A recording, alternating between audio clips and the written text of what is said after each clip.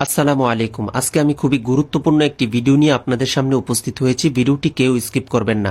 একজন মহিলা যখন মারা যায় তাহলে মহিলার কাফনের কাপড় কিভাবে পরিধান করাবেন এই জিনিসটা আজকে আমি সঠিকভাবে আপনাদেরকে দেখানোর চেষ্টা করব।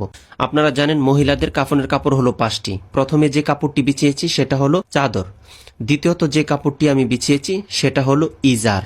তৃতীয়ত যে কাপড়টি আমি বিছিয়েছি সেটা হলো সিনাবন্ধ। চতুর্থ আমি যে কাপড়টি বিছাবো সেই কাপড়টিকে আরবিতে বলা হয় কমিস।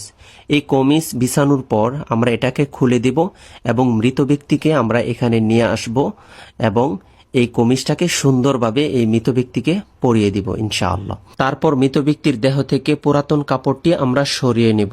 5 নম্বরে একটি ছোট্ট রুমাল দ্বারা মহিলার চুলগুলোকে সুন্দরভাবে ঢেকে দিবেন এবং এই কাজগুলো আমাদেরকে খুব সতর্কতার সাথে করতে হবে যেন লাশের সাথে আমাদের কোনো বেয়াদবি না হয়ে যায় এবং কাপড়গুলো উভয় দিক থেকে সুন্দর করে গুছিয়ে নেবেন। অতঃপর আমাদেরকে এইভাবেই জানাজার কাপড়ের কাজগুলো সম্পন্ন করতে হবে।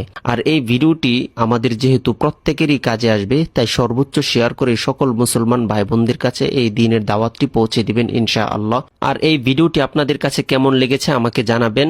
আপনারা কি পরবর্তীতে পুরুষদেরকে কিভাবে কাফনের কাপড় পরিধান করাতে হবে সেই ভিডিওটি চাচ্ছেন কিনা এটাও জানিয়ে দিবেন ইনশাআল্লাহ। আমি পরবর্তীতে আপনাদের জন্য পুরুষদেরকে কিভাবে কাফনের কাপড় পরাতে হবে সেই ভিডিওটি নিয়ে উপস্থিত হব ইনশাআল্লাহ। আসসালামু আলাইকুম।